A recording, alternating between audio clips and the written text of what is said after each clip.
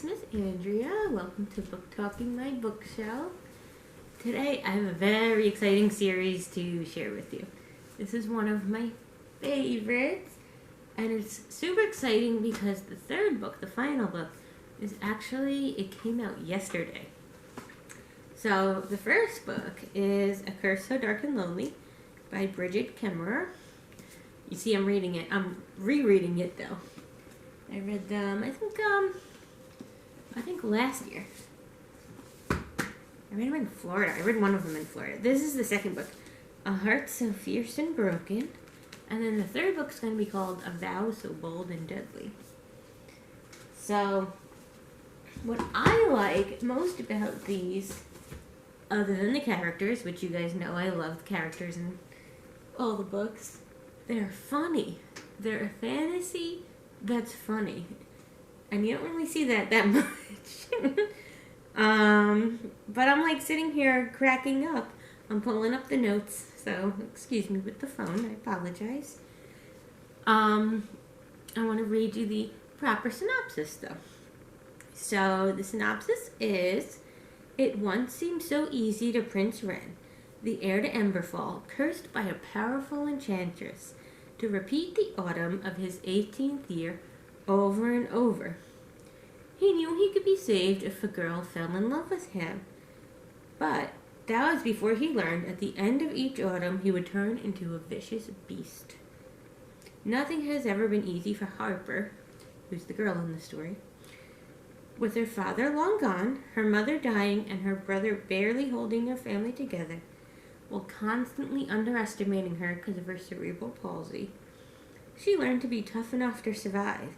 But when she tries to save someone else on the streets of Washington, D.C., she's instead somehow sucked into Wren's cursed world.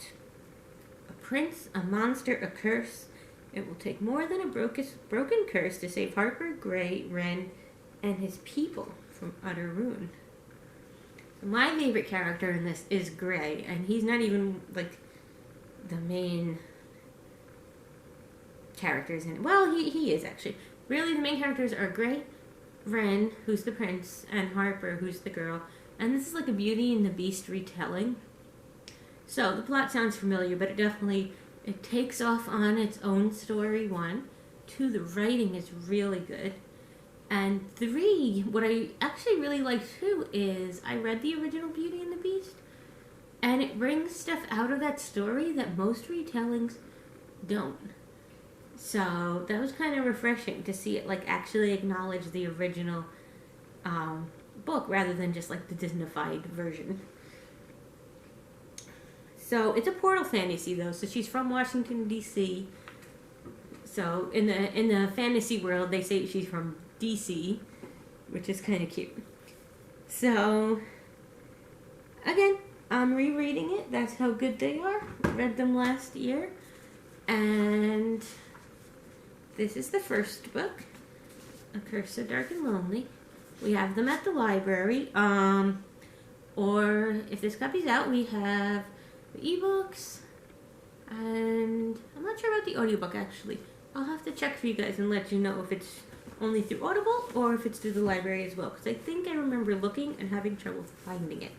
So I don't want to send you on a wild goose chase, right? So that's the first one. This is the second one. They're big, but not too big, right? And the last one that came out yesterday, I think is a little over 400 pages, which is like perfect fantasy YA size. So have a good night. I really hope you guys pick this one up. It's really one of my favorites. And I hope to see you soon. Remember, you can make a browsing appointment. You can make a curbside appointment. And we have all our grab and go programs. See you soon.